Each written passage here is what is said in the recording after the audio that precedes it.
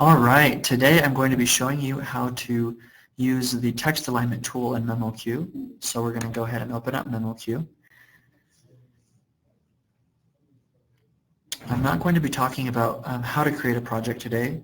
Hopefully you can figure that out, but you're going to open up a project, and the first thing that you're going to do, that'd be helpful to do, it's not necessarily required, but you go to Translation Memories, and you need to create a translation memory if you haven't already. And you can do that by back-clicking on this box and then clicking Create Use New.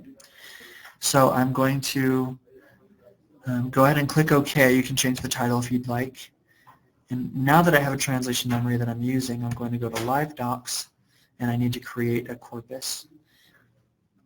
I've already created some corpora here, but just to show you how that works, you back-click this box and you hit Create Use New. You give it your title, and then that's the corpus that you'll be using. Now you can back-click on this bottom section and click Add Alignment Pairs.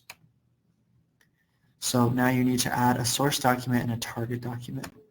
My source language that I'm using is in English, so my English document is my source document.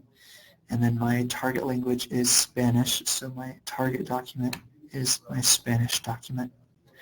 So now I'm going to click, there it is, OK. And there you have it. You have two texts that are now aligned. And an additional step, if you want to add that to your translation memory, would be to back-click and export to TM. Click OK, and there you go.